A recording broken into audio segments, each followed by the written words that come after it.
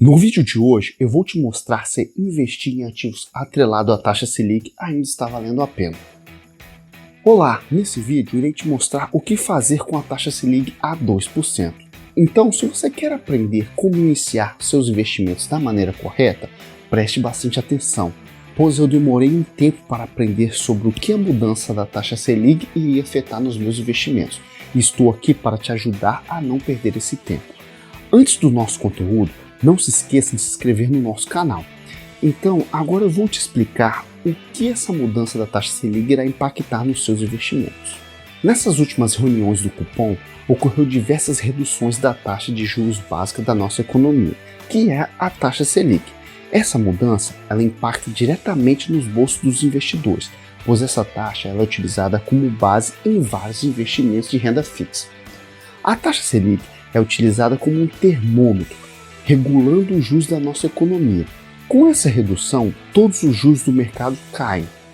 Por um lado é bom, pois teremos juros de empréstimos mais baixos, mas por outro lado teremos baixa remuneração nos juros pagos pelos investimentos, atrelado à taxa Selic.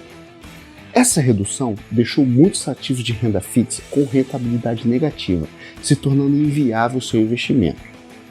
Devido a esse fato, ocorre uma migração grande para os investimentos de renda variável, como ações, fundos imobiliários e fundos de ações, sempre buscando uma maior rentabilidade, mesmo que isso represente se arriscar mais.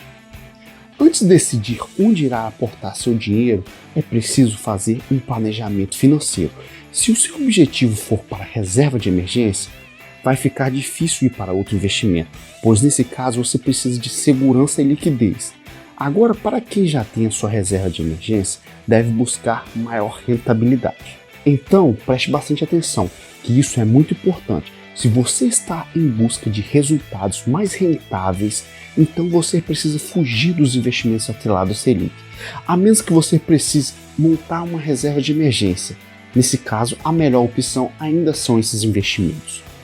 Agora, eu fiquei pensando, o que eu posso fazer para ajudar ainda mais quem está na mesma situação que eu estava? E se você quiser saber mais sobre isso, tem uma coisa muito importante que vai mudar a sua vida. Tem um vídeo que mostra como iniciar os seus investimentos no Tesouro Direto. E também serve para quem já faz investimentos e quer melhorar os seus ganhos no Tesouro Direto. Basta você clicar no link na descrição abaixo. Não perca essa oportunidade. Não se esqueça de se inscrever no canal e ativar um like se gostou do nosso vídeo.